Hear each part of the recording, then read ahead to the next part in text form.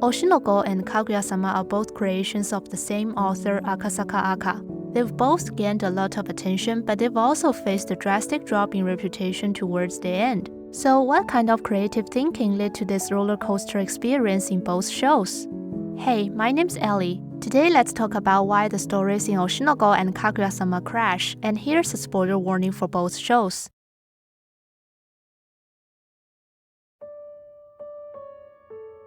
At the start, both Oshinoko and Kaguya-sama are super successful. They feature quirky plots, loads of gimmicks, and even a bit of mystery.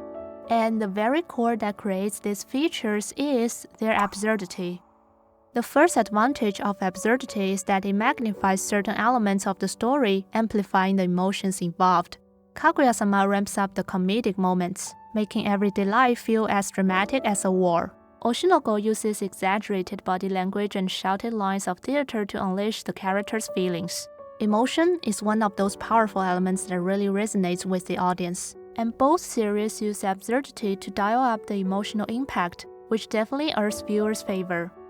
Another perk of absurdity is that it lets the audience overlook some logical gaps. For instance, in Kaguya-sama, a character repeats 2 years of school for the board gaming club. In Oshinoko, 2 infants suddenly sit up and threaten Miyako, and she actually takes them seriously. It's clear that what might seem bizarre in real life feels totally normal in Akasaka's works. This is because, from the get-go, viewers realize these aren't meant to be serious stories, which allows them to laugh at exaggerated, illogical events. However, this absurdity is more like a mask for authors' shortcomings instead of real skill. As the story moves forward, it becomes clear that Akasaka's plots start to lack logic.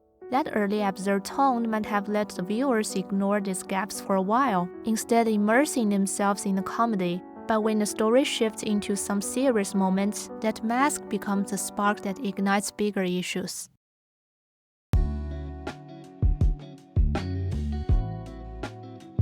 Both Oshinoko and Kaguya-sama experience a tonal shift from absurdity to seriousness. For example, Aqua starts a revenge plan while the student council gears up to rescue Kaguya. This kind of tonal change is pretty common in successful movies and shows. Take The Truman Show, for instance. The absurdity beautifully contrasts with the serious moments, creating some impactful surprises. So why do these two shows struggle in this aspect? Once the tone shifts, the audience feel that the story is getting serious, and they start to view it with a heavier lens, expecting clever solutions from the main characters to tackle difficult tasks. Yet, at crucial moments in the plot, characters still resolve issues in some wild, absurd ways. For example, in the mission to rescue Kaguya, when Miyuki finally arrives at the hospital where Kaguya's father is, he somehow meets the lead daughter and Kaguya's father without any hassle at all. If Kaguya's father is so important, why there is no security around him during his final moments? They could learn a thing or two from shows like Succession. Even if we ignore these details, so how does Miyuki get the business tycoon to help him when he finally meets him? Right, by kneeling down and asking him to sign a marriage application. And he even gets some sarcastic comments from Kaguya's father on top of that. Not to mention, faced with the firstborn of a top-tier corporate empire, Kaguya just says, "I want to be a photographer," and suddenly everything's fine. Oshinoko faces a similar problem. Just when I expected Aqua to come up with a clever plan to find Ai's killer, he ends up resorting to trial and error to unlock Ai's phone. And then there's the ending. He tries to frame Kamiki by stabbing himself in front of him. But couldn't he at least get some of Kamiki's fingerprints on the knife? Yep, that is the serious storyline we're dealing with. And this is the high IQ male lead who was previously a doctor. Audience reactions to the latter parts of these stories show that the earlier absurdity can't cover up the flaws in the serious narratives that follow. If the author wants to shift to a serious tone, the details and logic need to match that seriousness, so viewers can really immerse themselves.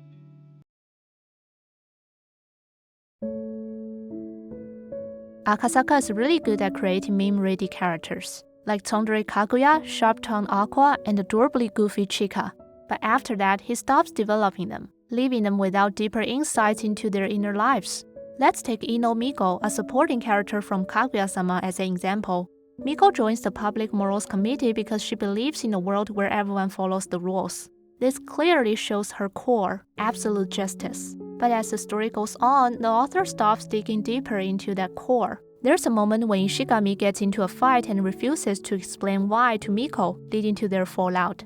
This breakup feels rushed. At first, Miko wasn't well-liked, but Ishigami accepted her. Even if Miko doesn't know all the things Ishigami has done for her, how can she choose to cut ties over his unwillingness to explain his reasons? What about all the time they spent together?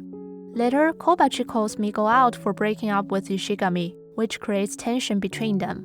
After that, Miko realizes she should have reached out to Ishigami and listened to others' advice. This strays from her core character. Miko's essence is about justice, and each essence has duality. For Miko, order is the positive side and rigidity is the negative side. Her character arc should resolve around overcoming the negative aspect. However, offering help and listening to other suggestions don't flow back to her essence, so the audience has to make a big mental leap to connect her growth to her true nature.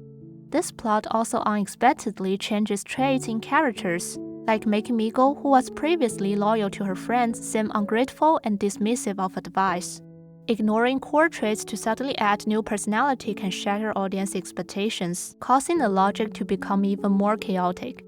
And this issue pops up in both shows. So when Kaguya declares "I want to be a photographer" and the clever Aqua resorts to password guessing, both the characters' images and the story's reputation start to crumble.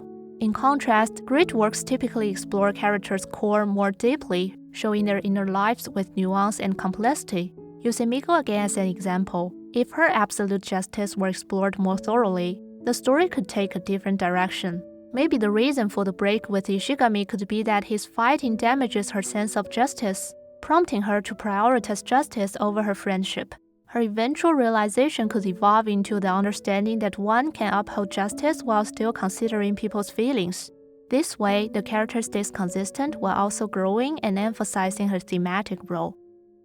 These are some of the reasons why Oshinoko and Kaguya-sama shifted from early success to disappointing endings. Akasaka creates a cycle where he hooks the audience with absurdity, promises a deeper story, but then delivers nonsense that collapses under scrutiny. It's a lesson for authors. Gimmicks might buy you time, but only substance earns trust. Thanks for watching this video, and I'll see you in the next one.